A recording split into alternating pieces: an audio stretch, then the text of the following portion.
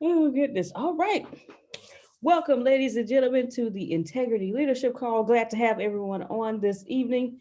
I'm about to get out of the way of greatness and introduce to you one of our very, very special master trainers today.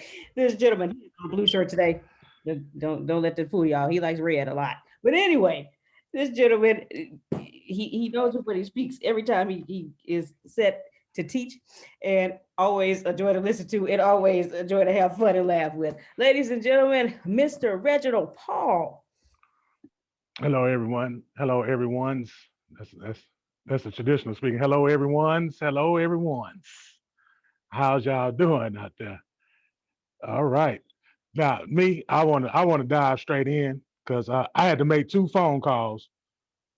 Uh, Starting off with chapter 17 and the conversation with God.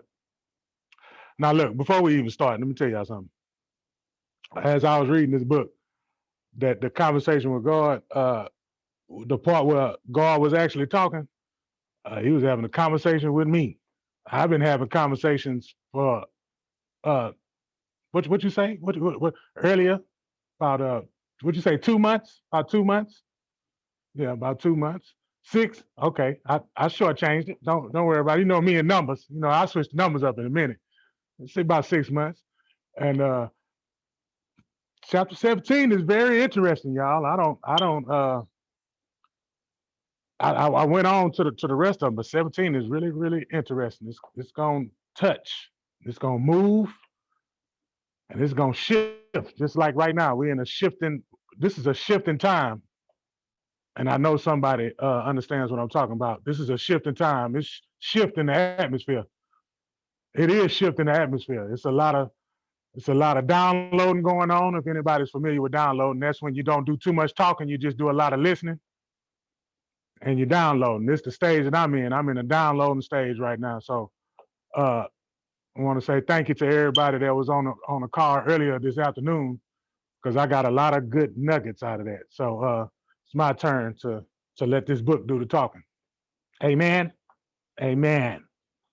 Amen. Now, page 585. We're in the conversation with God. We at the end of the road, end of the book, and that's where the meat was at the end of the book. Uh, and it starts off. It say, "Now that's what I want to hear. That's what I came here to experience. Inspiration and not degradation." How many came to be inspired? You don't have to say nothing because we're on a phone call. So let the book do the talking. Now, I put this as a very important point, and it says, "You are never degraded unless you think you are. You are never judged or made wrong by God." We've heard that all day, haven't we?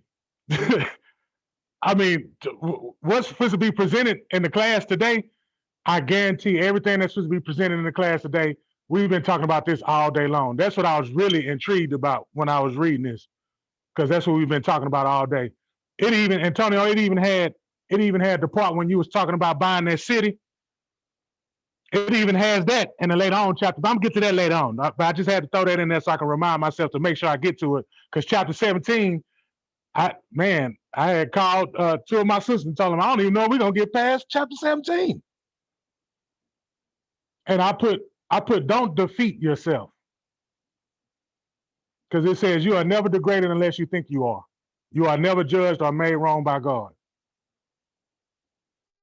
I want that to sink in for a little bit. And I let it sink in for me.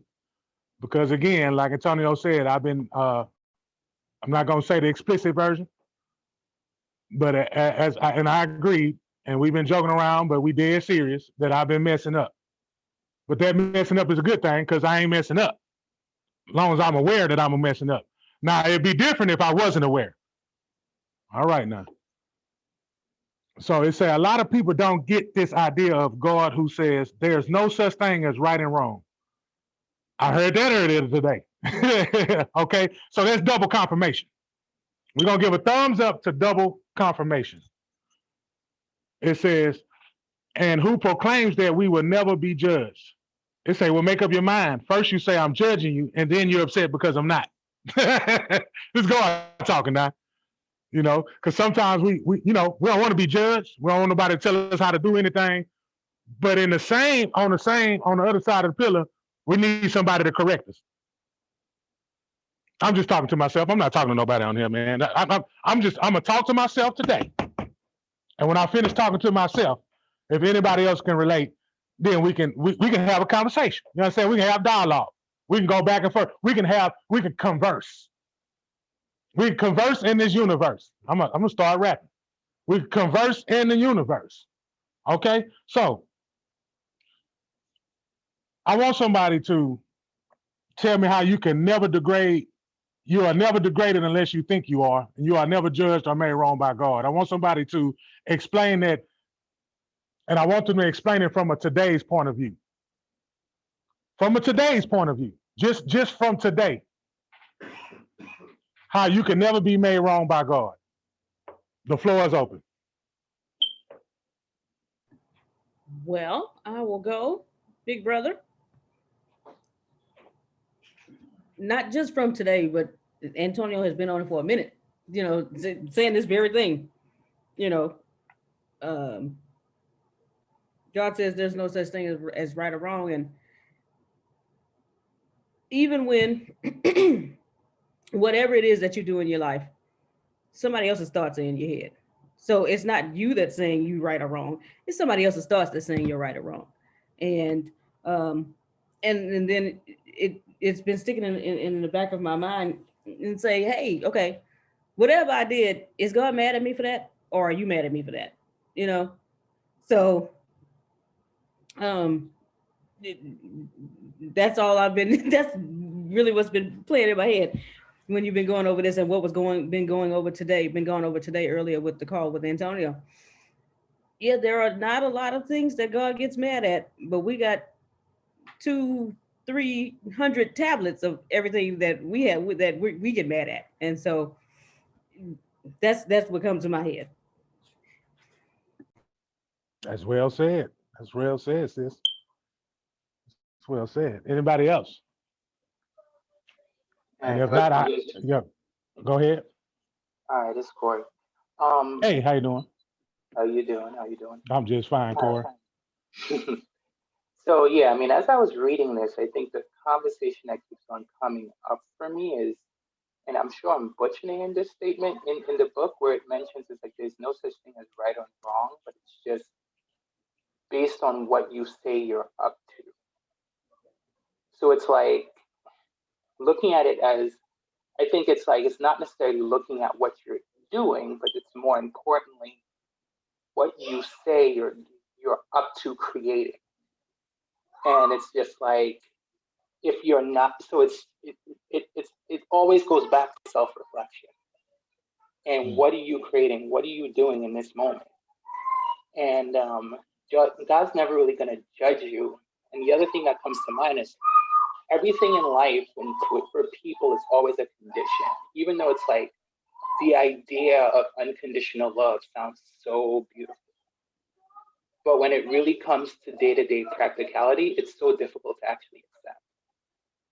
Because it's just like, oh, like somebody always wants something from me. It's just like no one would actually give me something for nothing. And I think in the world like that, is always in this world, there is a lot of give and take, where it's just like, oh, if I do something nice for you, I expect you to do something nice for me as well. And so it's always like this quid pro quo situation, something like that, where it's just like, eye for an eye, like I have to do something for you, you have to do something for me, I have to treat you nice, I expect you to treat me nice, and all this other stuff. But it's like, there's always some level of condition. So it's always going back to you. Like, are you doing something just to do it? Or are you doing something because you're expecting some level of return from someone else or something? And I think for God sees that, like he just does or just bees, so to speak. Not necessarily does, that's not the right word. But God, the only thing God does is be. But the world is so caught up with the doing that we forget that we're human beings.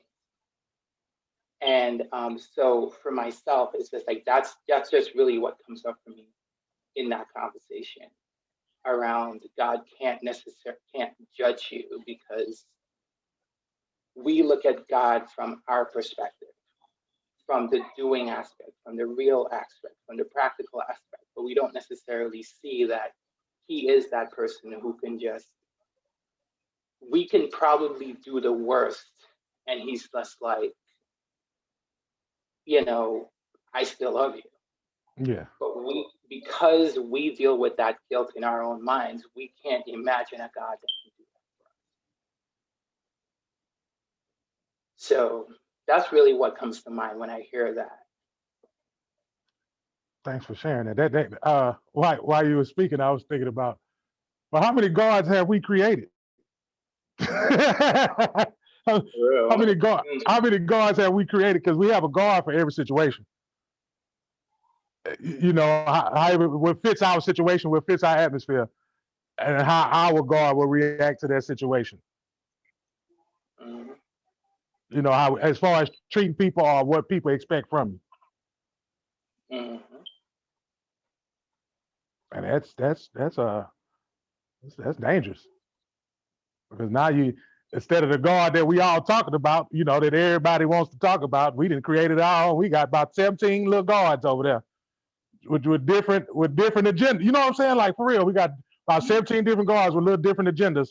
Like, you know, somebody earlier today, like somebody did something to me, I'm gonna do something, you know, they got me, man, you got me messed up. But you know, earlier in the conversation today, he was like, well, my dreams versus telling that person you got me messed up. And the reason why I repeated that, because that's a nugget that I put in my pocket, by the way, sir. I went on ahead and took that stone from you and put that, you know, I steals from you at all times. And I put that right into my pocket because I can't let nobody, I told you I'm talking to myself. Now, if I'm relate to somebody, I can't let nobody, I cannot take on somebody else's atmosphere. My atmosphere is already big enough. I'm gonna take on somebody else's atmosphere. Now we was talking about carrying somebody else's weight. Okay, you can carry somebody else's weight. That's cool, you know, because some people strong. Come on now, some people stronger than others.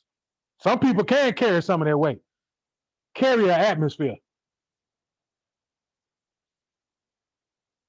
That's too heavy. That's too heavy. You carrying the atmosphere now. That's a whole nother atmosphere. You got your atmosphere, that person's atmosphere. And earlier this week, somebody was speaking of, I think that was Dr. Trash. We were speaking of something in your household. It don't necessarily have to be a person. Yeah, I've been listening all week. All week. I've been taking all the notes. I've been quiet as a church mouse, taking all the notes. Cause I got to, cause so I'm uploading all data right now and I'm deleting all junk. I ain't gonna do it. I'm deleting all junk mail, all trash. I don't need it. I don't need it. And for those who just joined, I didn't even, I'm not even in the middle of the first page of the first chapter. I'm just on the second part where it says, you are never degraded unless you think you are. You are never judged or made wrong by God. And I asked, could you share why you wouldn't be made wrong by God? So before we move on, if there's anybody else that would like to share something on that, the floor is yours before we move along.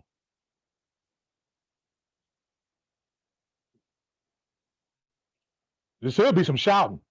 You understand what I'm saying? It should be some shouting. But I know y'all shouting on the inside. You can shout on the outside. You can shout on the inside. It's cool. It's cool. But I got to shout on the outside. I got to do it on the outside because it'll do something to my atmosphere.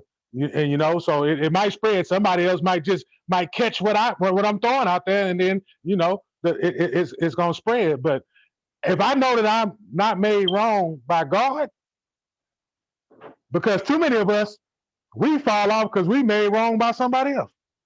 Somebody else said we fell all the way off. We butt hurt. I can't believe, come on now, I can't believe they said that. I can't believe that he or she believes that about me.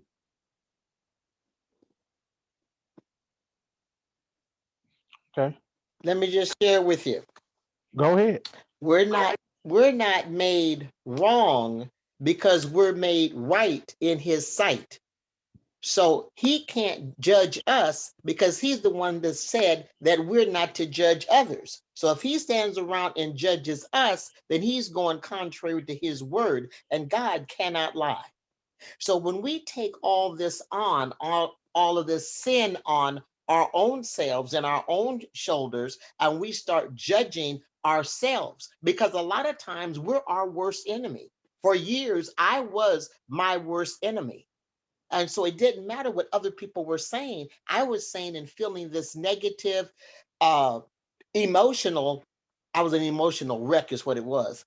And so I used drugs and alcohol and everything else to cover that up, to cover up that pain. But it was own self guilt. It wasn't guilt from the church. Avenue L loved me. It wasn't guilt from my family. My family loved me, but it was guilt from myself, my shame.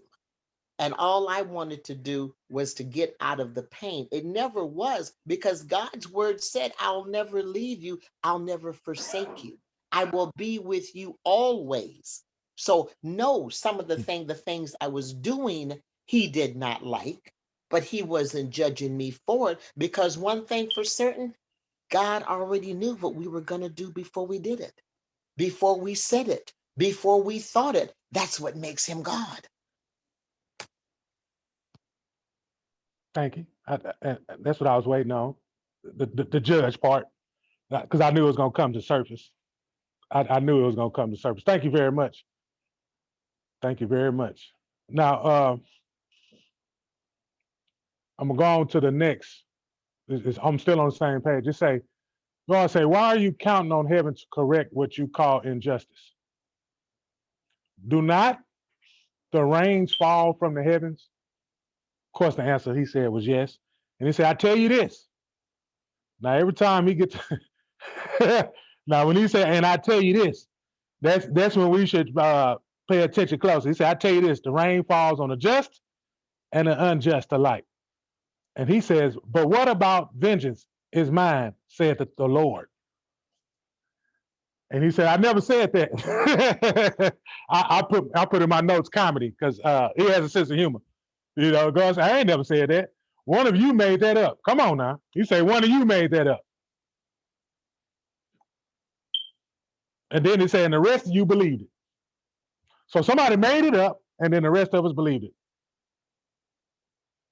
That's the people that's inside your head, right? That's the people that what we was talking about that earlier? We was talking about that earlier. Okay.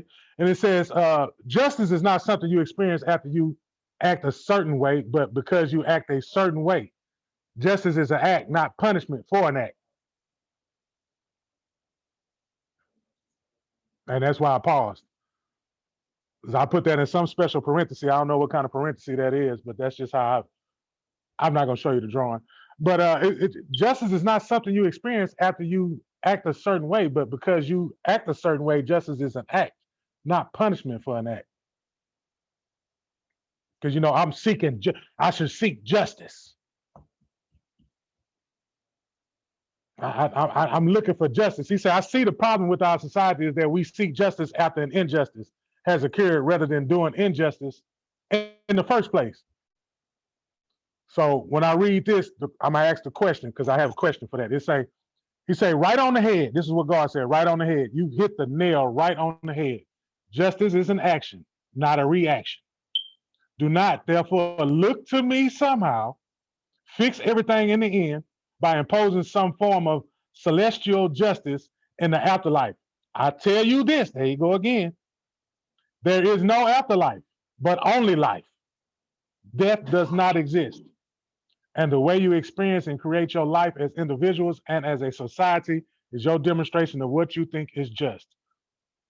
And my question is, what do you feel about that? And the floor is open.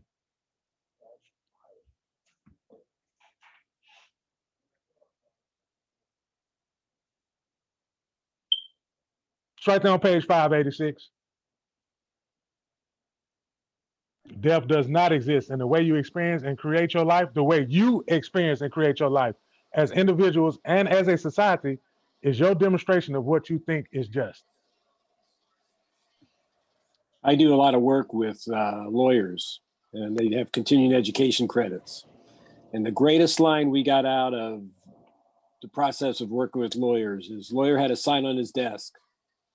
Justice is in heaven. Down here, we simply practice the law.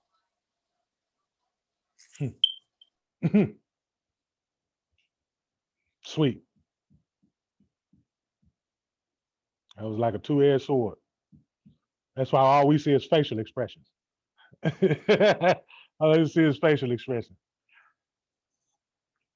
Look, I'm gonna tell you what it said. I tell you this: there is no afterlife, but only life. What do you feel about that? There's no afterlife. What we've been told for a long time. Oh, just wait till you get to the golden paving streets. Straight up though. But come on, man.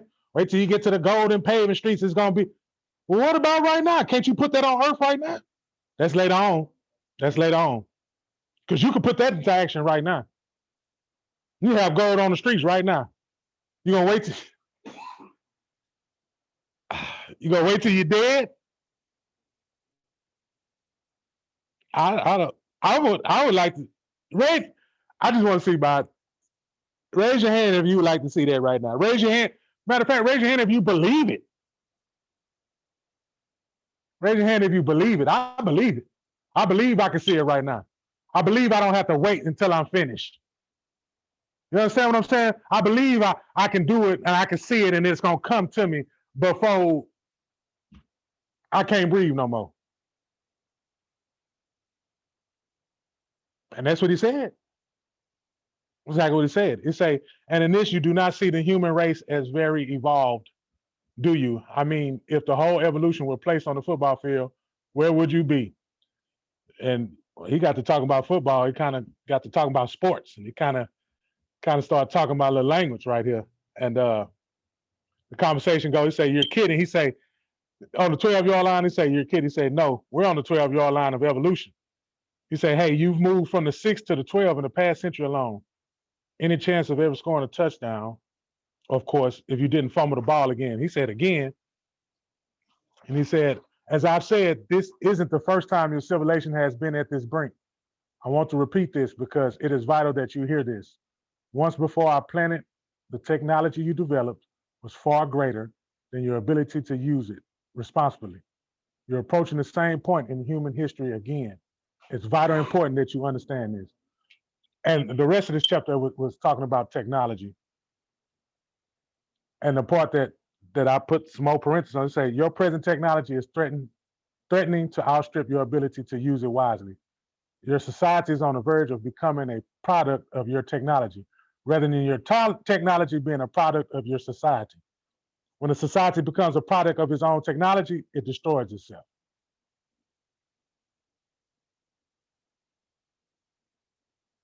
And I say, wow.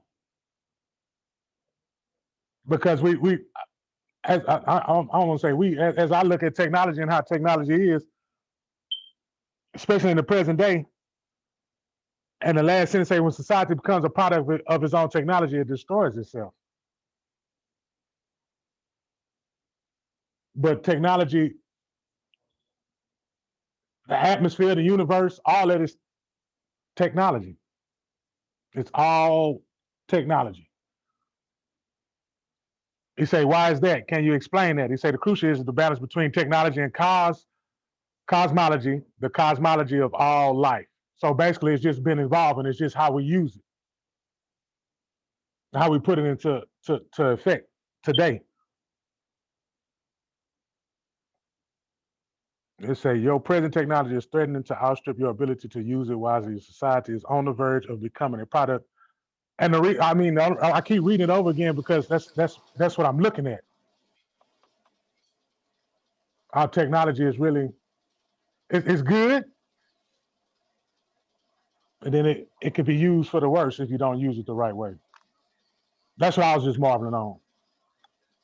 Well, before the invention of the printing press, the amount of information we put into our personal computer was like this. And the time we took to process that information was like this. Now we've flipped that. This amount of information we put in here is like this, and the time we take to process it is like this.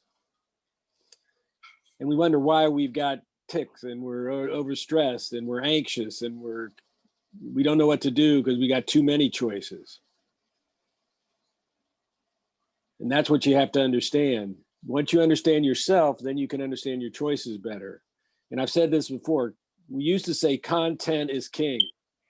Well, content isn't king anymore. You want content, Google anything you need to Google and you'll have more content than you can absorb in this lifetime, or if you're a Shirley MacLaine or in any other lifetime. Where the rubber hits the road and what Antonio and Temperance and Diana and Grace are so good at is context. How do we take whatever content is available to us through all the ways in which we can get it and make it relevant to what we want to get done? And that's the key right now. That is. Thanks, Phil.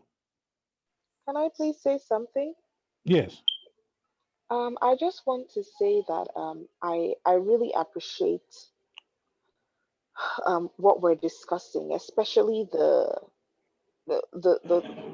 comments that were made earlier about what the Bible says about vengeance is mine, says the Lord, and how that was made up. That was a construct that was made up by human beings. You know, because all these teachings are just helping me to unlearn and relearn certain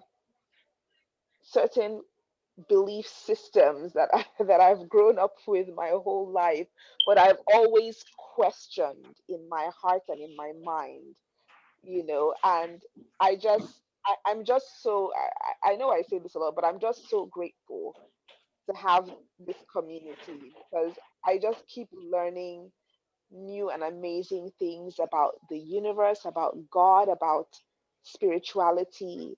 You know, yesterday I was talking to one of my aunts and I was telling her how my relationship with God now is the closest it has ever been. And I feel like I have such an intimate relationship with God. But this intimacy that I have developed with God, it's not something that I learned in the church.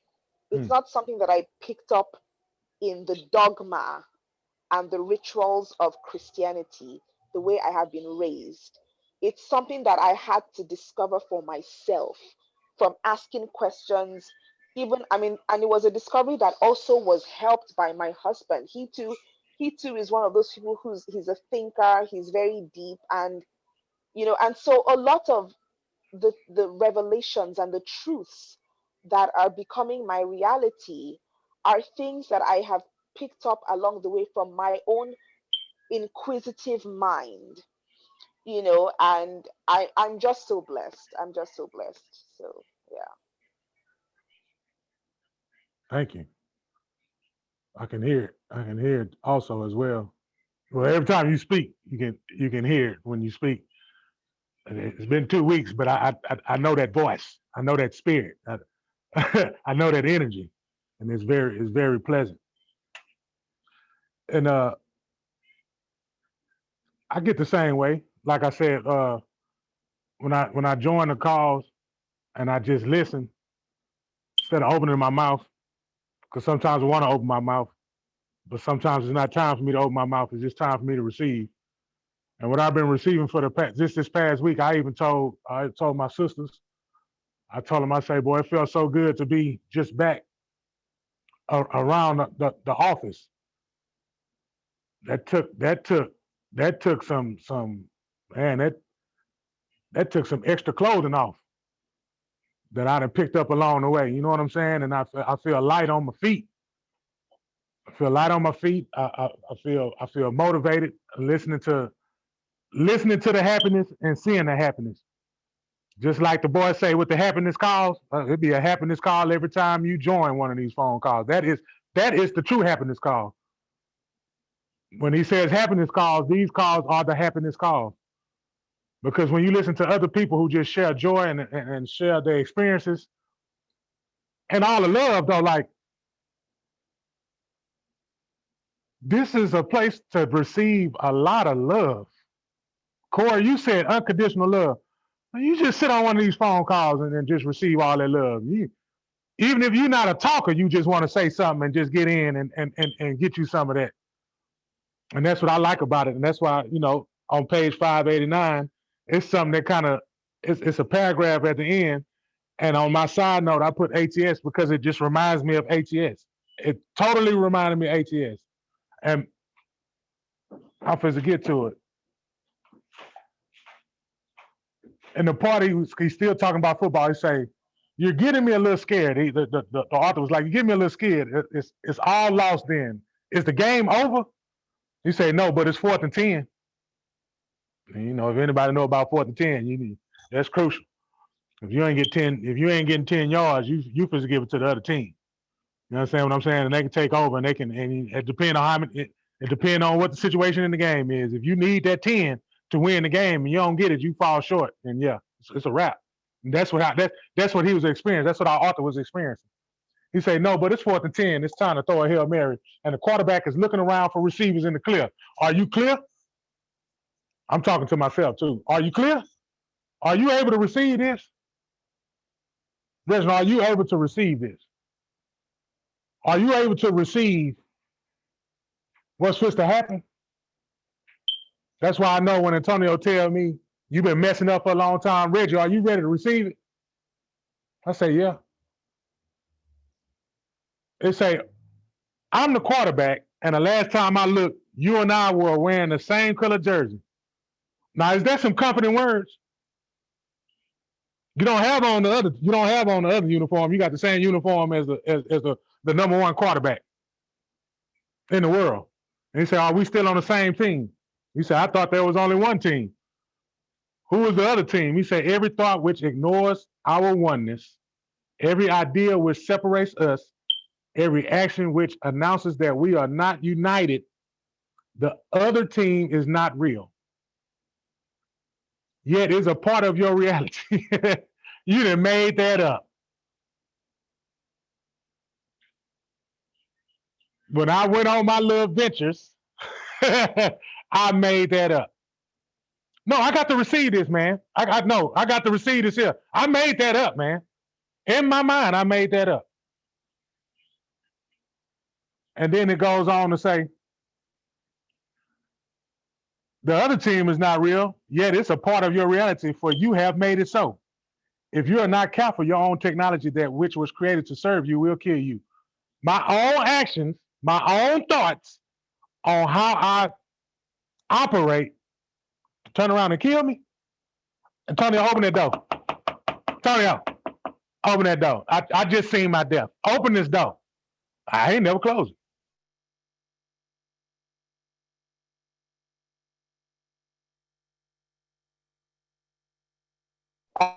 Are we on the same team? I did a little I'm doing a little trailer about my journey in ATS.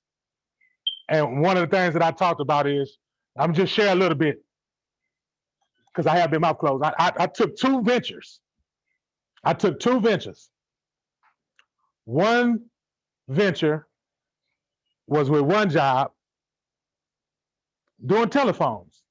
It wasn't selling them, they was government phones. And he let me go do it. Because he understood. Now he understood.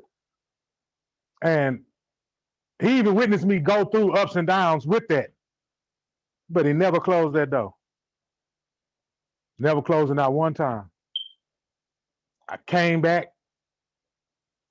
It was more love than what it was before. And I left again. Left one more time. I left longer this time than what it was the first time. I left longer this time. And people, it was so lonely. Let me tell y'all something, man. Hey, man, you talking about lonely. You talking about lonely? That's a lonely road, man. But hey, that's the only way I can learn, though. That's Reginald's way of learning. Reginald, you ain't got to do that, though, man. And I had to fight. I fight myself because I feel like that's what I got to do to live. Don't I say it all the time, though? I just got to live. I just got to go out there and live a little bit. And, you know, you just shake your head and be like, no, you really don't. Yes, I do. Leave me alone. And they say, right now, I can hear some people saying, but what can one person do? And this is it. This is what described, this is the point I want to get to about ATS. It say, and I wrote, this is what we need to do. And the reason why I put this is what we need to do, because this explains ATS. This is what explains ATS to me. It say they can start by dropping that we can one. They start by dropping that what can one person do stuff. I've already told you there are hundreds of books on the subject. Stop ignoring them. Read them. Act on them. Awaken others to them. Start a revolution. Make it an evolution. Revolution. That's why I say that sound like ATS. That's exactly what it sounds like to me. Because I always said I want to be unfiltered and I want to go out and I want to, what I always say, tell me the truth. I don't want to hear none of that bull call, man. I don't want to hear none of that stuff, that traditional stuff. I don't want to hear none of that stuff that was passed down. I don't want to hear none of that stuff that was passed down. That stuff ain't real. Tell me the truth, and I know you're lying. You understand what I'm saying? It's a difference when you know you're lying. When you know they're lying, you know what I'm. And then there's a difference when you come around somebody like, you know what? This is exactly why. Thank you for putting me where I'm at. Thank you for being where I'm at. Thank you for giving me the opportunity to do what I'm doing. Period. That's me paying homage. That's me being thankful. That's me doing everything that I need to do to the universe so I can stop planting sunflower seeds. Because they salty. It says, I've already told you there are hundreds of books on the subject. Stop ignoring them, read them, act on them. And every time I listen to Antonio, he say, I just read this book. The Making of Tile Flooring. You know what I'm saying? It just, every day. I went to the office today. What book was that, Grace? What book was that? I sat down on that couch. What that book title say? Is it when others make your life difficult, or why others make your life difficult? I threw that book clean across that apartment. Clean across, I just threw it. I said, who put that book right there? And the first person I thought of, you know who I know who put that book there. I know who put that book there because they know I sit in that spot. I know you put that book there. I know you did. You can shake your head all you want to. You put that book there, but still, man, this is what we need to do is make an revolution. And when I hear y'all speak, y'all moving, man. Feel when you speak, you move. You move. You hear knowledge. You hear wisdom. You hear experience. All the strong women that speak, you hear their strength, you know? A brother be needing that, man. I be needing that, and I got to stop running from that. I have to stop running from that, man. That's good eating. That's neck bones. I don't even eat bones. I like real meat. Anyway, anybody else has something? Anybody else has something that they want to say? Because I spill my guts. on chapter 17, I spill my guts on the whole chapter 17.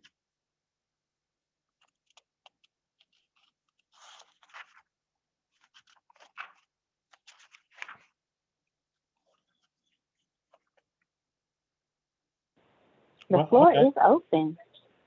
Come on, guys. The floor is open. Y'all know this is a place of complete safety. So come on, let's hear what you got to say.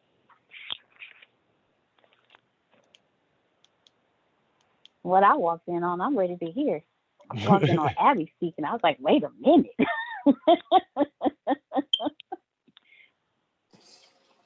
Well, part of what we're doing here is we're preparing ourselves. I mean, think of a college football game. It's 4 15-minute quarters, right? So it's 1 hour. So if you play 14 games, During the whole season, you're only on the clock for 14 hours. And depending upon whether you play offense or defense, you're on the clock for 7 hours. So what do you do? What goes into preparing you for those 7 hours? And that's what these calls are about. That's what listening to Reginald's all about. That's what reading the book's all about. That's what praying all about. That's what's exercising all about. That's what eating right all about. Everything we do prepares us for the times that we're on the clock. And that could be with a fellow human being. That could be with a kid. That could be with a parent. That could be with a sister or a brother. That could be a stranger. That could be the lady at the cashier's when you're checking out at the grocery store. Are you preparing yourself for the moments in time where you need to be where you are to make a difference on this planet?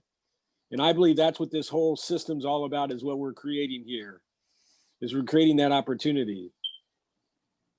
And I'm thankful I'm involved, and I appreciate having every one of you pour into me, because you're making me a better person. No problem.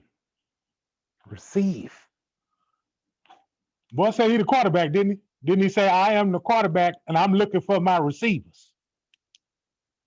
Who else want to receive?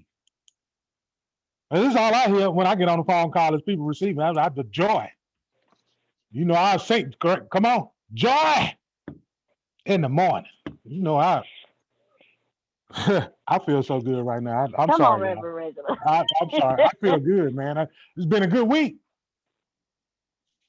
Been around people that I love. Being around people who genuinely care. When you're going through sobriety, you come off that drug addiction, and you denied it all these years because you know, I ain't no drug addict. I ain't killing and stealing. And then you had to tell yourself that you're an addict, Reginald. You're an addict. And I accepted that. Every time I accepted what I truly was, the outcome was just wonderful. This journey, man, this journey that I've been on. Some days, if it wasn't for y'all, just me just being around y'all, making y'all laugh. If that's all I can do, then that's hey. But I know. Because I told him in one of these private messages, I say, boy, if I could just touch the garment. You understand what I'm saying? If I could just touch that garment. So all I got to do is just touch that garment, man. I just believe. I said that when I had a sermon on a Saturday, and I was talking about you just got to believe. I believe it, man. I believe it through other voices that he used. It said it in the book that he used authors, he used songwriters, he used everybody that's on his phone call.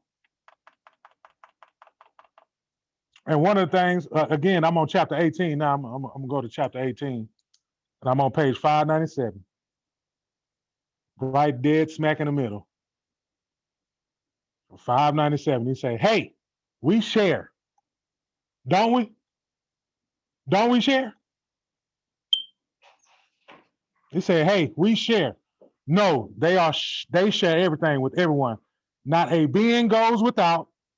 All the natural resources of their world, of their environment, are divided equally and distributed to everyone.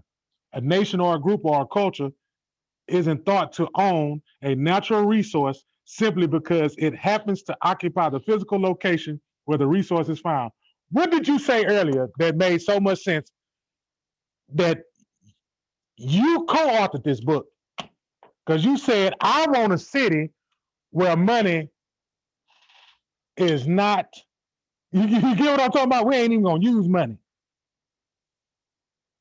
And then today I come across this. This is the second time that I'd heard that for the second time. Y'all ain't hear me, man. This is the second time I'd heard confirmation for the second time in one day. He say the planet or planets, which a group of species calls home, is understood to belong to everyone.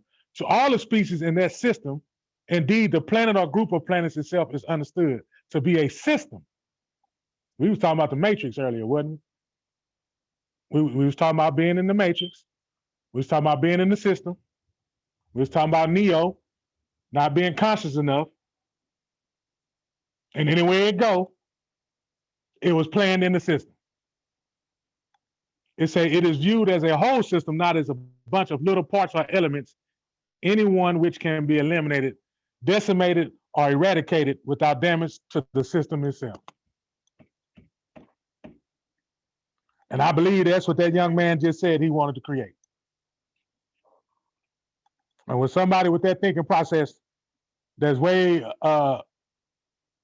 above his time and past his time, yeah, I'm be right. I got to be in that shadow. I know you 5'2", but I duck in your shadow. If I got a duck, I'm a duck. I'm gonna get that shadow. I'm gonna get some of that. It said the ecosystem, as we call it. The ecosystem, as we call it. Well, it's larger than that. It's not just the ecology, which is the relationship of the planet's natural resources to the planet's inhabitants. I mean, I was just comparing it, comparing it to what I'm in and what I decided to do. That's why I was excited about the chapter 17, chapter 18, the rest of the back of the book.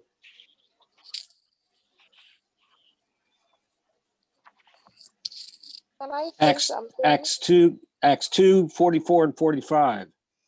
The faithful all lived together and owned everything in common. They sold their goods and possessions and shared out the proceeds among themselves and according to what each one needed. I'm like, somebody's writing about me. Shared their resources. Shared their resources.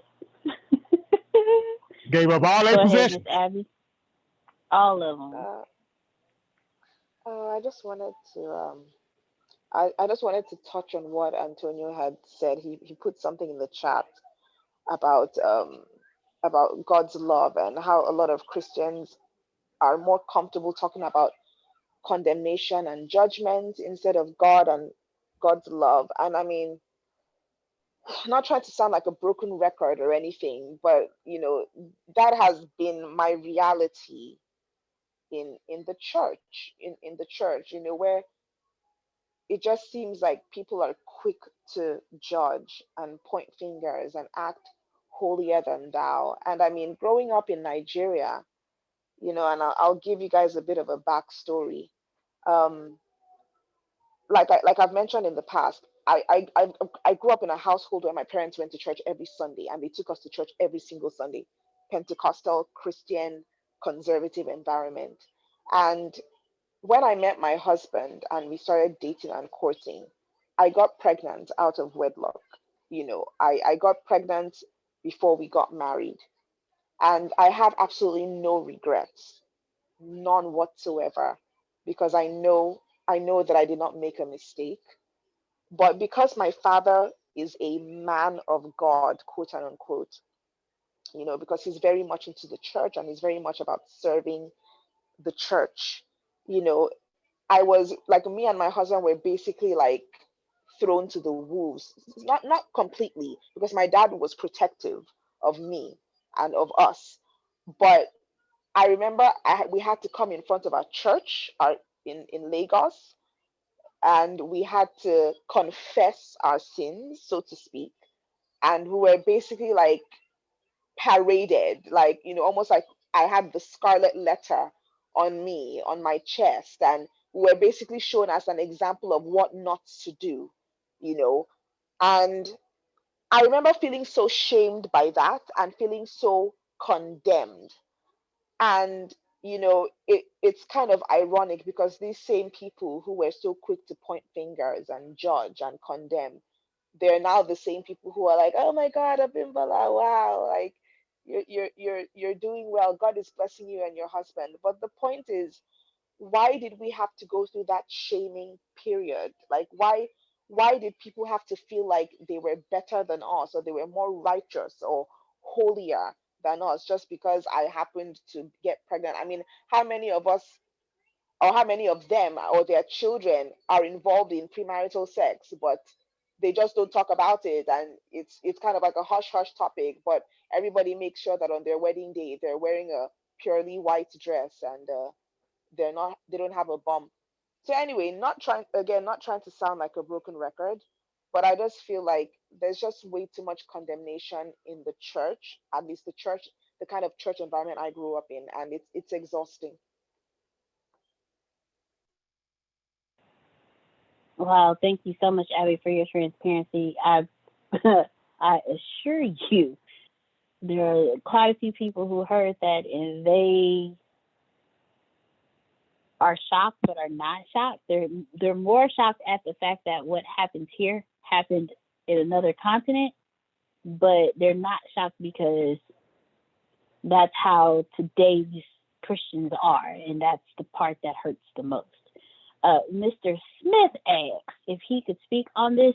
Mr. Smith, Michelle has her hand up, so do you want us to let her go first and then you speak on it, or would you like to speak on it and then we open it up to Michelle? Let me speak. I won't be long. I typically wouldn't say nothing, but I'm compelled to do so.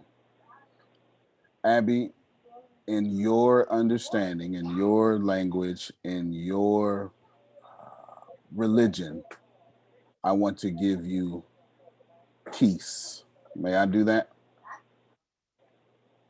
I want Yes, to, please. okay. I want to speak your language with your religion and give you peace and remind you of something.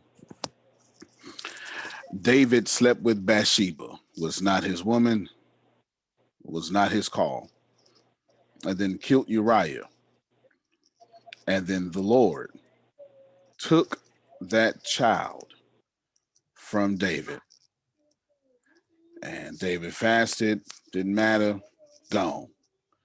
There's something very important here.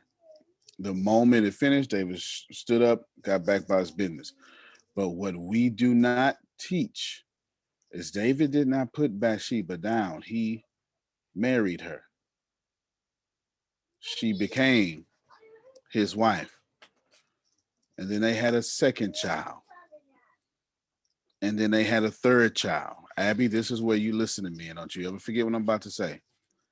And the fourth child was Solomon. Out of this union that was not recognized by David's father, out of this union that the church, so to speak, did not approve of David, came Solomon, who would heal all the land, who would be the greatest king. Out of David's mistakes, God gave Solomon. Abby, God, I just feel like I'm supposed to tell you God's plans are absolutely including your mistakes. And don't ever forget it. That's your scriptures. You sound like David. You don't sound like a sinner. You sound like the man after God's own heart. Congratulations. I'm done. I'll be talking about right there. I'll be talking about right there. Wow. That revelation. Definitely. That was a word. That was a word. Have you ever been in a situation where you got that relationship where you can just be around somebody and they don't say no words and you just feel when you depart, you feel so good and refreshing. Yeah. Everybody Yes, just put sir. your receiving uniforms on. Put on your number 88s and your number 80 and receive it. Mm-hmm.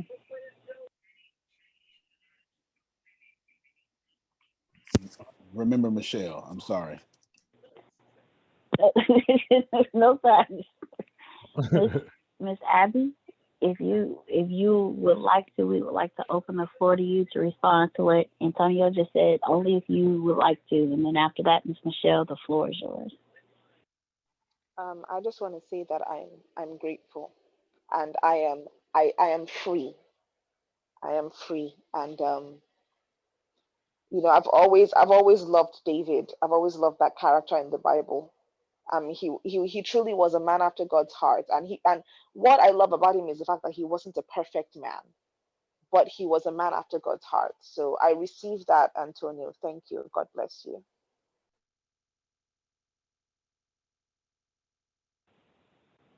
All right, Miss Michelle, the floor is all yours. I now wish you would have let me go first before he came in. Because, like, dang. But I'm glad he said what he said because I could somewhat small piggyback on that. Abby, I just want to tell you this. I got 2 kids out of wedlock. I laugh about it now because I don't care no more.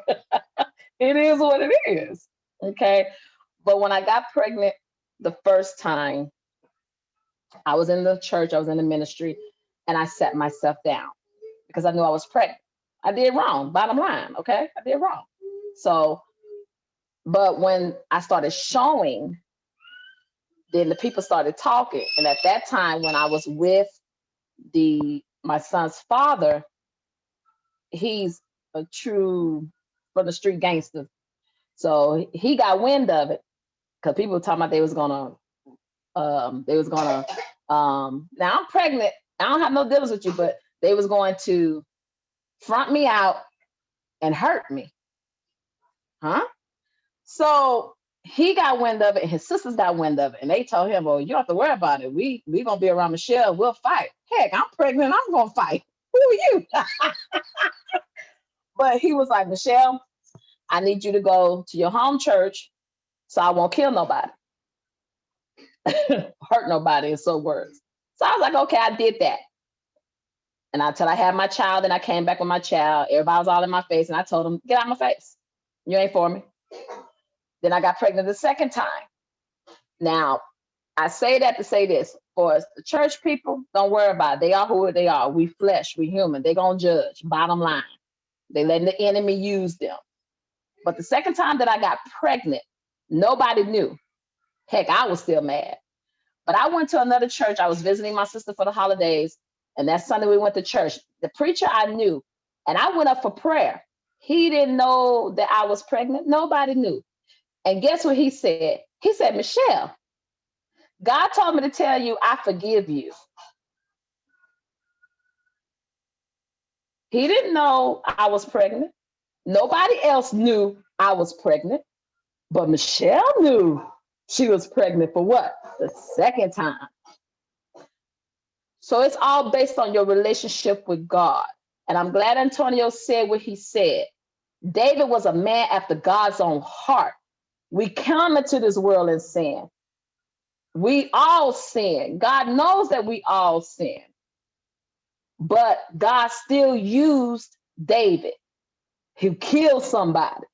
God still used, Samuel, who got drunk. You know, God still used Peter that cussed and chopped off people's ears. He's still going to use you as his vessel to show his love. So regardless of what the people do, as long as you know that you and God got it together, just like God told me through a person I knew that didn't know I was pregnant, Michelle, you're forgiven. Same for you, honey. Lift up your head. The joy of the Lord is your strength. That's all I got to say. You know, the joy of the Lord. And on my second pregnancy, I went back to my church, and then Kev, they talked about me and still shouting and praise the Lord, holding my stomach. And I dared any one of them to say something to me. All right, I'm going to shut up.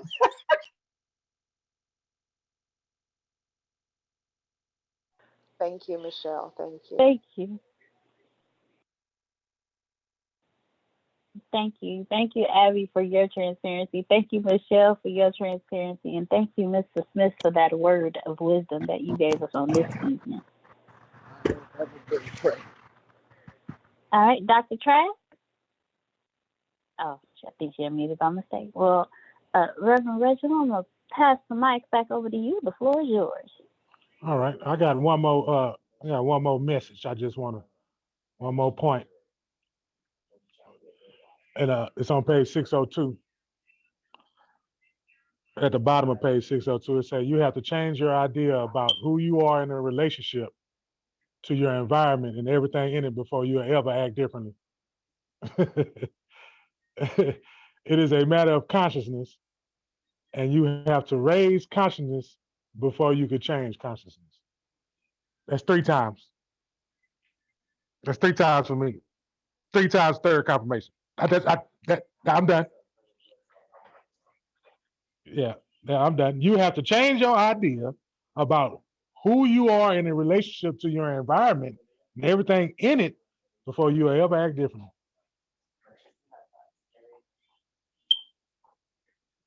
For some, it's easy to do. Some it's kind of difficult. It's kind of difficult. Anybody got anything to say about that? Change your idea about who you are in a relationship to your environment and everything in it before you ever act differently. Mr. Phil, I saw you unmuted. Go ahead. The floor is yours. No, I was just going to ask, did somebody forget to check their battery in their smoke detector? But that was just another issue.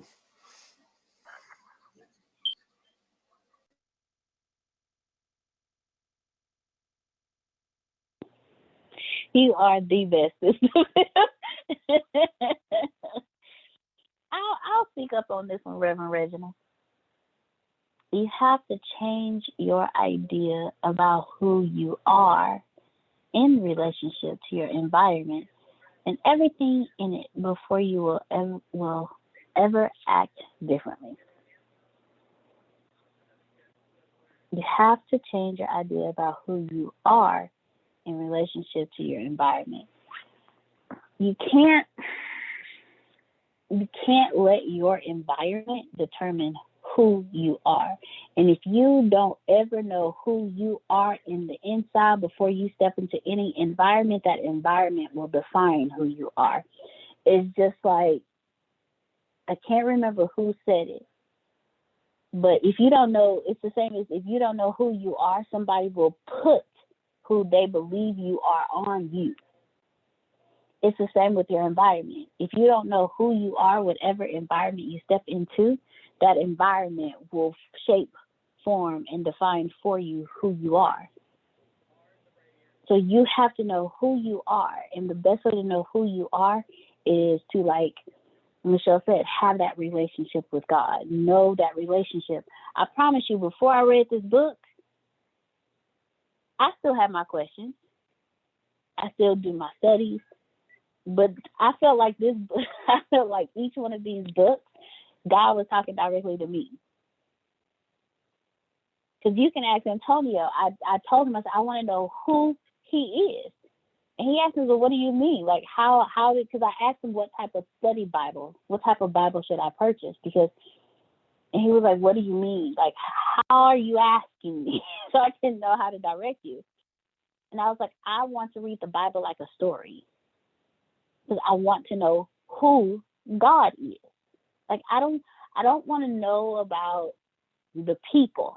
I want to know about God. Like, who are you? I know about the people. I know all the stories. We grow up hearing the stories, but to actually, in order to be in relationship with somebody, you have to know who that somebody is. So it's just to me, in knowing who God is and reading Conversations with God and learning more about who he actually is and not who I was told he was, better helps me know who I am. So no matter what environment I am in, that environment, I don't conform to that environment. That environment conforms to me. So that's how I took that particular part right there.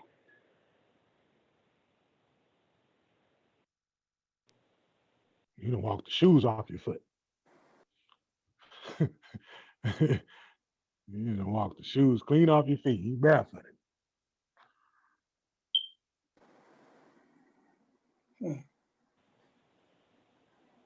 Go ahead, Mr. Saunders. The floor is yours. I think, I don't know, for me, I definitely struggle with that. Because you grow up in these environments where you are put in a box or you labeled, according to what race you come from, what belief system, what academically, and all these different things that you have to work through in order to,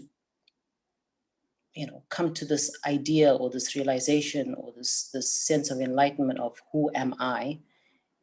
And that is, knowing yourself is an ongoing journey. When do you actually know yourself? Is it at the time of transitioning from this realm into the next, where you realize that you are just an entity that is in the vehicle of a physical body, And when you sometimes I try to put that in a religious sort of context, because, I want my religion or my way of life to make sense. I grew up in two households where my dad was Catholic, I was baptized, my mom was Muslim, and they divorced. So every Sunday I would go to church, but during the week I would go to religious Islamic school, and so you have these two doctrines of thought, but in many ways are very similar.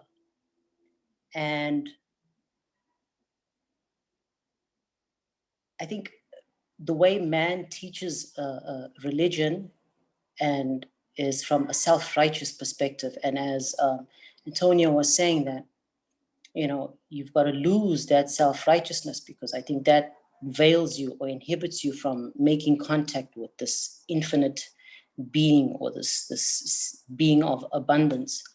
And to the young lady who had experienced that incident of shame, being pregnant, I think, the way we are taught in religion is to think of yourself as better than someone if they are perceived as a sinner. So you have to work through these personal sins, these personal labels, in order to get to this place of who God is. And it's something that I struggle with, because in my mind, I know God is all love. God is, abundant.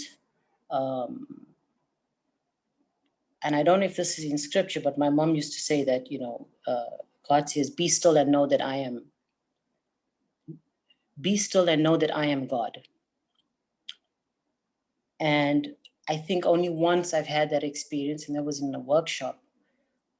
And even going through that experience was, going through some trauma and past regression, in order to get to a place where I am nothing, I need nothing, I want nothing, because I am everything.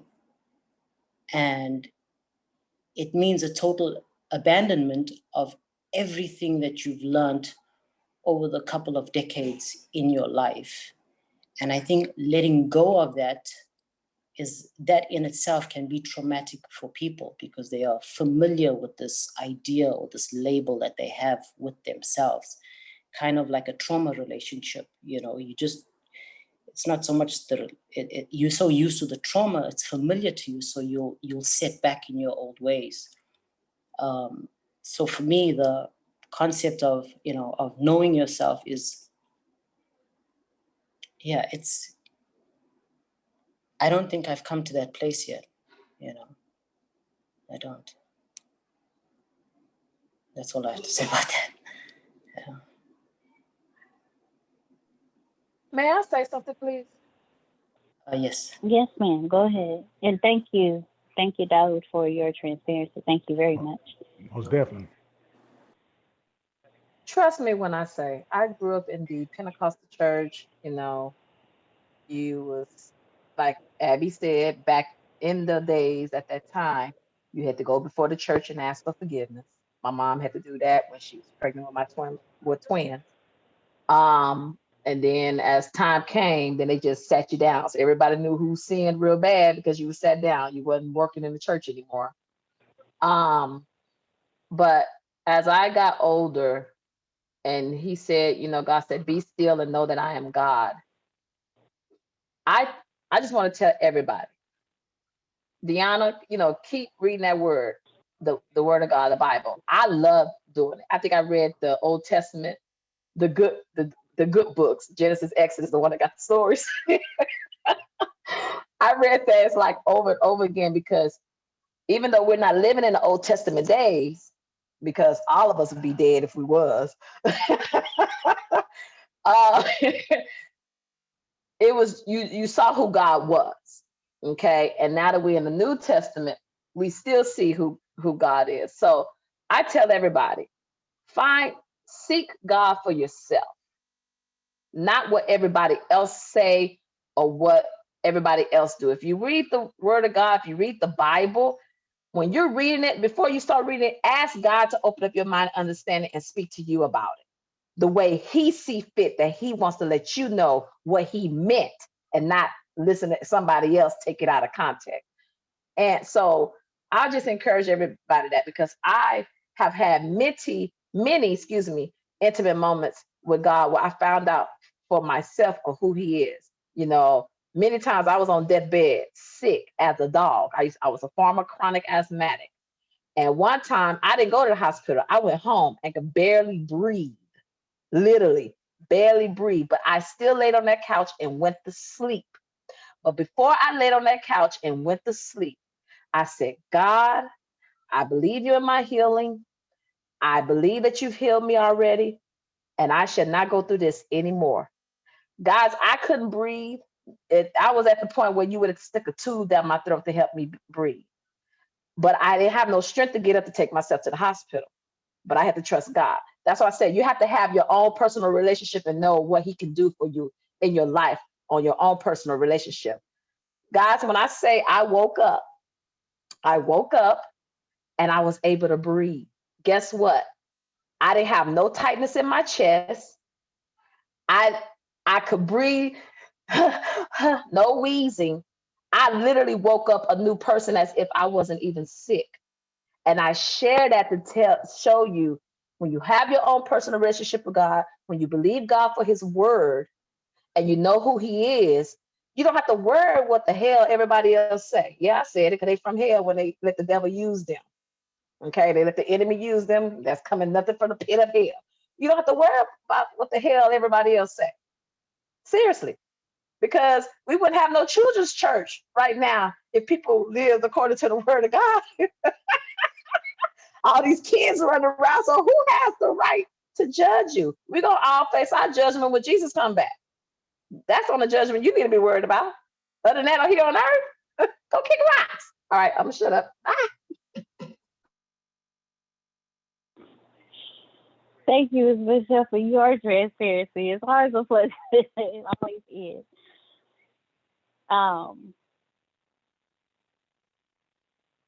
I commend you, Daoud, for your transparency, because when you said how you grew up, some of us didn't grow up in split households like that. Like, not you grew up in two separate belief systems. And I heard you say, while some of the teachings were the same, that was still two separate belief systems. And I commend you for the growth that you have, because I don't know if you can tell or not, but you have chosen your path. Like, you are literally on the path of knowing who you are just from listening to you speak. And the only reason I know that is because Antonio taught me. Like, I would not have been able to pick up on the conversation that you were having with us if it had not been for Antonio teaching me. See, what we miss the most about God is that we are each individual experiences of God. And that's what we miss. We get so tied up in what man has taught us about God, but we miss the fact that we are God. Like, we are individual experiences of God. So when we catch that, we already know who we are. We just have to remember that we're here to love. And I sent a private message to Antonio and Tippis, and I thanked Antonio for recommending all three of these books, Conversations with God 1, 2, and 3, because if you actually pay attention to the books, it's called Conversations with God. You don't have conversations with people you don't love. You don't have conversations with people you don't care about. So to me, the ultimate of the ultimate about who God is love. He literally took the time to answer Neil Donald Walsh's questions. And did it over a course of years, not just in one conversation, but over the course of some years. He answered all of his questions. And at the beginning of one of the books, he actually says, this book isn't for me. It's for each person who reads it, and I'm paraphrasing, it's for each person who reads this, because how many of y'all have had the same questions that Neil Donald Walsh asked? Like, who are you? What is this? We found out last week exactly why sleep was invented. And that's still a crazy thing to me. I've been talking about that all week.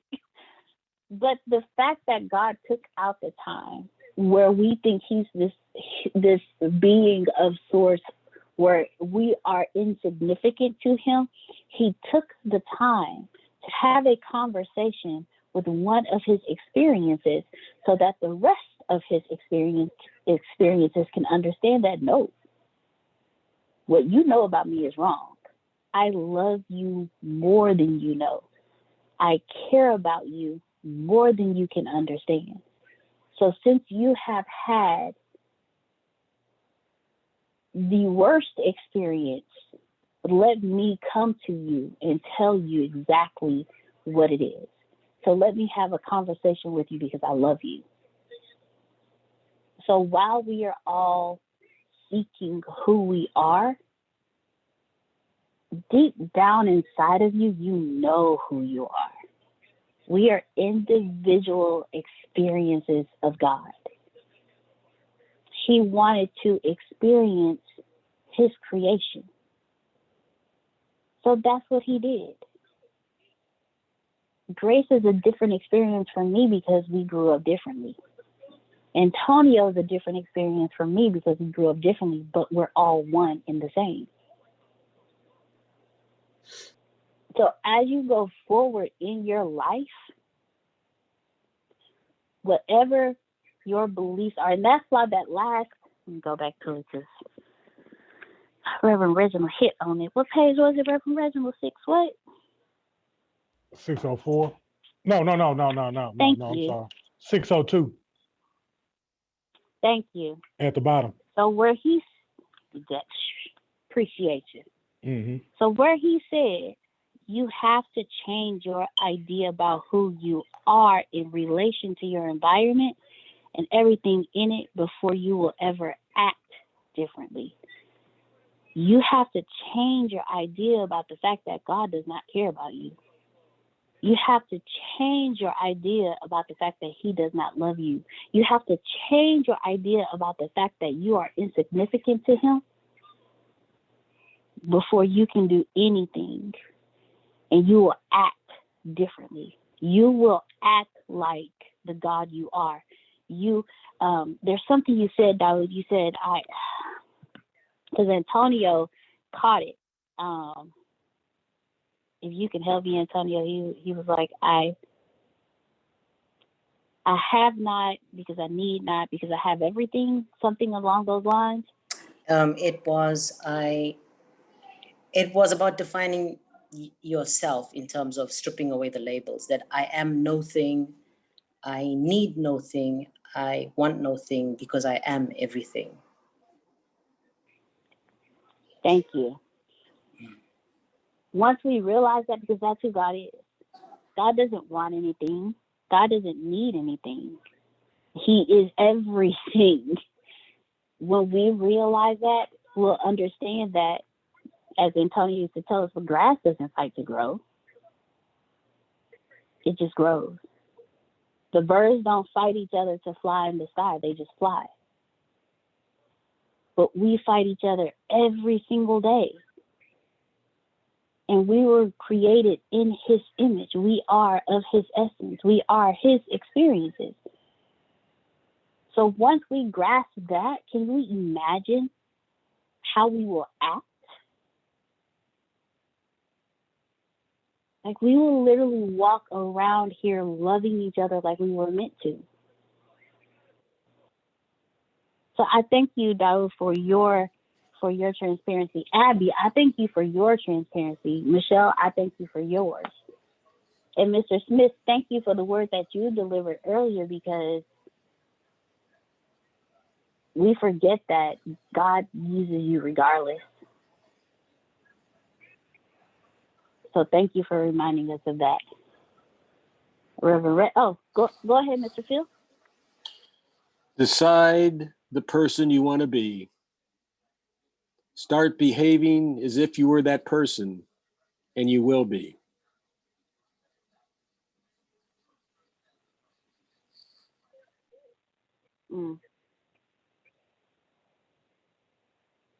Thank you. I was about to say Reverend Reginald before. Yeah. Speechless.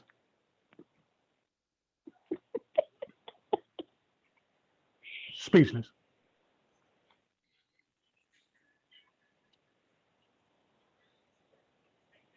I really hope that I desire for all of you to go back and reread Conversations with God, books 1, 2, and 3, because they really will change your life.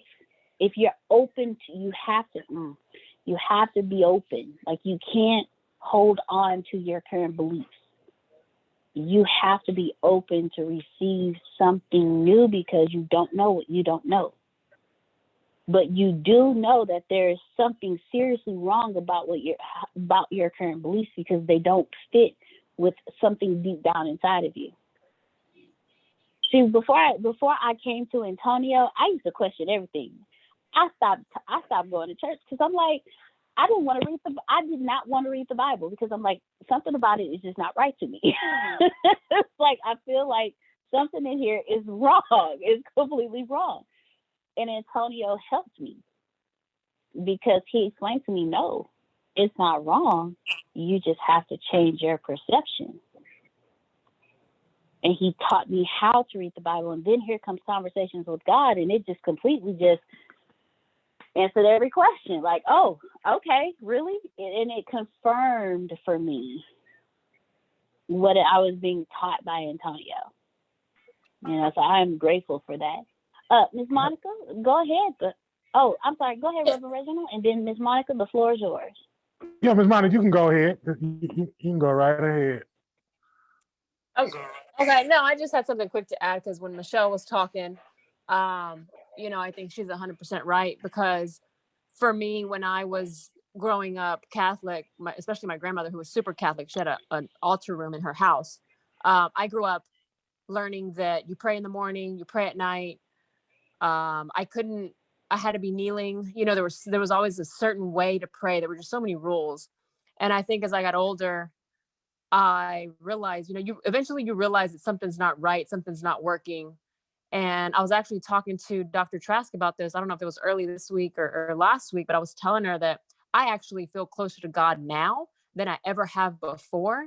And I don't go to church as much anymore. I'll go with my parents if I'm in town and they go, not because right now we don't because of COVID, but I'll go for them. But I feel closer now than before. And I don't pray only in the morning and the evening. I do it at any point in time in day. If I'm in my car and I want to do it, I do it. I have my conversations throughout the day, and it's helped me. And it's helped me for the past, I would say, 2 or 3 years. And whenever I do ask for something, I typically get an answer. So I think we're just using Antonio's word, programmed sometimes, that there's certain ways we have to do things, and there's not. Do it your own way, and you'll realize that it actually does start working. And it's a big relief when you stop worrying about what everybody else is going to think about it.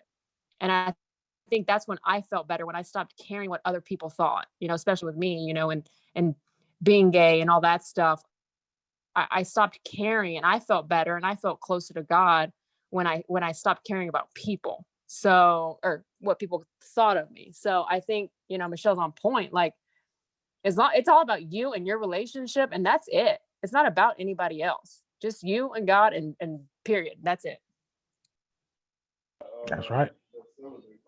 That's right. I want to piggyback off what everybody, the last latter part of it, because it's saying it is a matter of consciousness, and you have to raise consciousness before you can change consciousness. If you're having a conversation with God, you're probably supposed to raise your consciousness. Point blank, period. You have a conversation where you're going to raise your consciousness, because I'm not going to say that I was curious, but I just know if it come off somebody else's tongue and my soul is rejecting that, my spirit is rejecting that, my atmosphere is rejecting that, I know later on somewhere down the line, he's going to put me around somebody that's going to touch my curiosity. That's going to touch it, like, because I'm going to ask. I'm not scared to ask. Do you understand? I'm not scared to ask. I'm going to ask. But I know he's going to put me around. He's going to put me around what I need to be around so I can ask. Because I can't just dry ask the person that's been telling me the same story over and over again. The same story over and over again for years. You ain't elaborated. You ain't putting nothing extra in it. It's just been the same story over and over again. And the raise of consciousness is just, you could be sitting alone. You could be alone. You could be walking down the street. You could be going to work. And you can hear his voice, because you got to recognize his voice. You know who his voice is. You know what he sounds like. And when you have that conversation, you know that, okay, in his time and not mine, because I understand that too. His timing and my timing is two different timings. And I know right on the time that I need to know what I need to know, especially on the road that I'm walking on. I know he's going to raise my consciousness, because I want my consciousness to be raised, because I don't want to be lied to. I wanted to say that.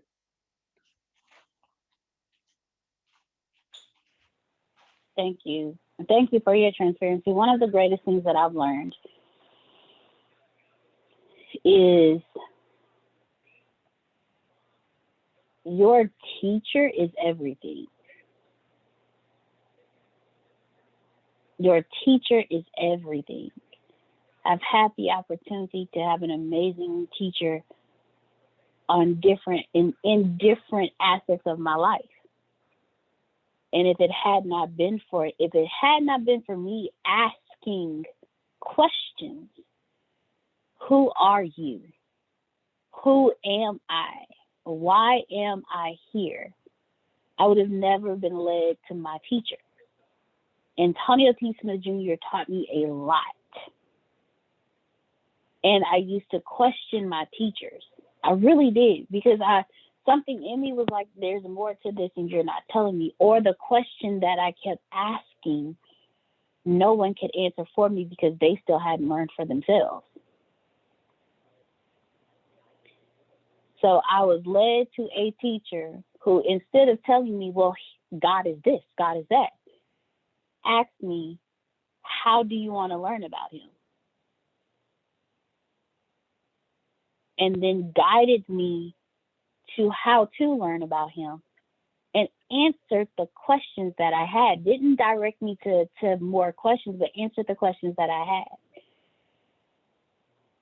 Your teachers mean a lot when it comes to who you are. But in order for you to be able to raise your consciousness, you have to be willing to release what is currently in your consciousness. You have to be willing to release what you have been taught. You have to be willing to release the box that you were put in order for someone else to fill you with what you need.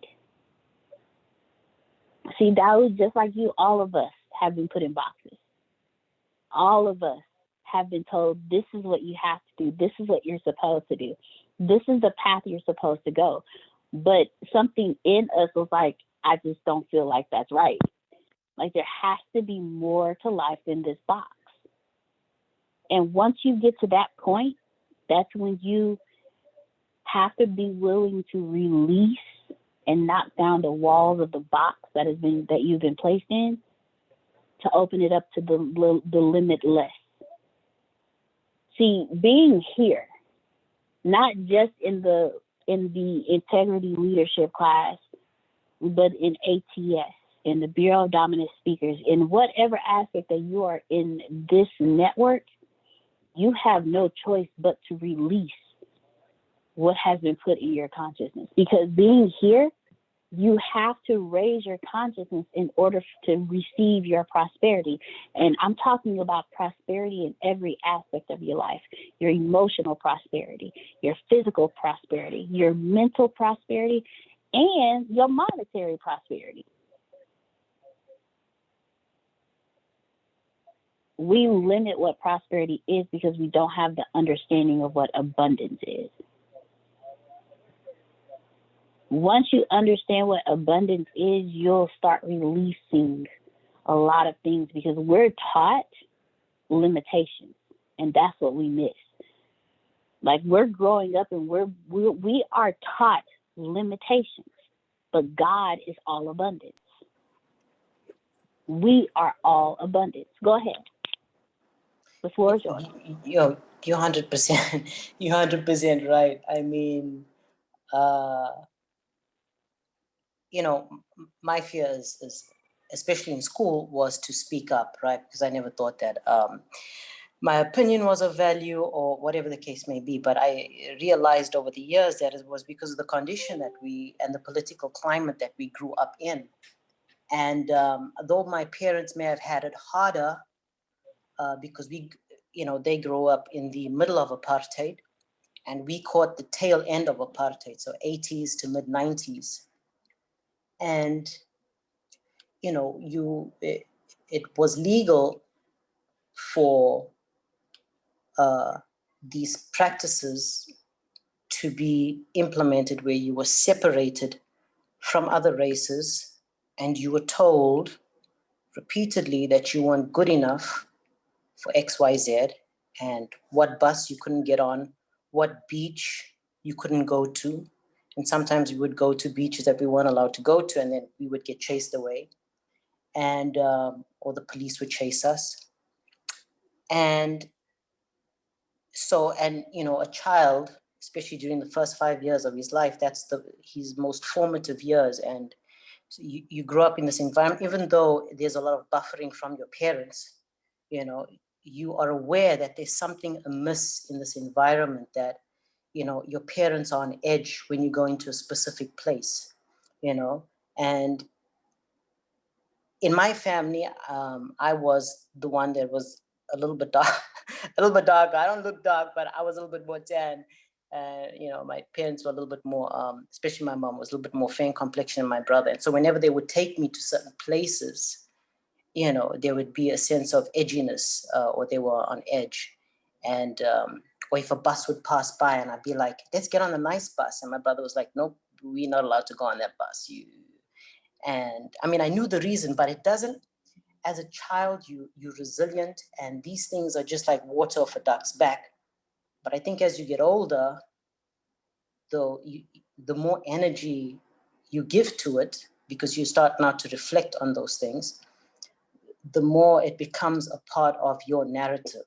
And then you start walking around with this narrative that maybe I'm not enough. Maybe because I've been taught that I have certain limitations within this country that I've grown up in. And, by the time I was 14, it was only then that our country was going through this transitionary period of democracy. But by that time, the groundwork had been set in stone. So for me, it's like you have to go into that foundation and literally dig it out in order to set this new foundation of how to perceive yourself, how to view yourself as this being or this entity that is connected to this infinite source. And while you can comprehend it in your mind, experiencing it in your heart is a different challenge altogether, because you have this chemical reaction that's taking place that's making you feel that, no, you're not good enough.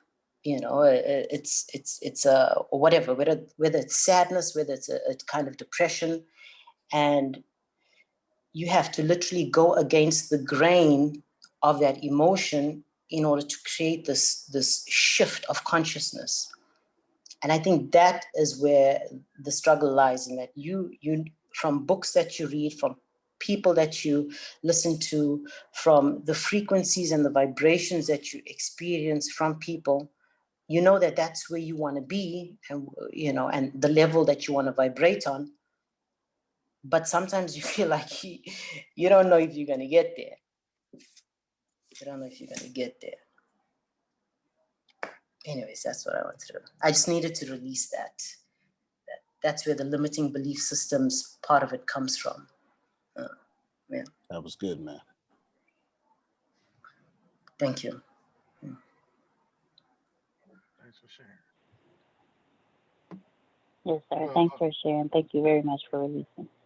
Reverend Reginald, go. I was just saying, man, thanks for everybody that participated on the call. Everybody that shared, everybody that didn't share, man, definitely felt warm on the inside. Definitely felt good to hear everybody speak and to give what they want to give, even if it's just getting stuff out. And that's what this is for, because you don't want to harbor this stuff in, and you got to let it out. You got to, because you don't want it to be bottled in, because you get around something and then they didn't pop the top off and you didn't popped off. You didn't Peter popped off. you didn't Peter popped off. But man, it again, I know this is a good week for me. And it feels good to, like I said, the 2 weeks felt like 2 years. But had to take care of that side of my recovery, because this is recovery just as well. I need this just as well as I need them recovery classes. So I like to say thank you to each and every one of you that's on the call. And again, Antonio will be speaking. He's next week. He didn't supposed to say nothing today, but he spoke today. I guess he was warming up. Yeah, he's a 97-time All-Star too, just like Anderson Varejao. So we'll be looking forward to that, and we'll see y'all again, same time, same day. All right, y'all have a good night. Thank you, sir. Thank you. And thanks to everybody Good for night, sharing. everyone. Good night. Yes, thank you very much.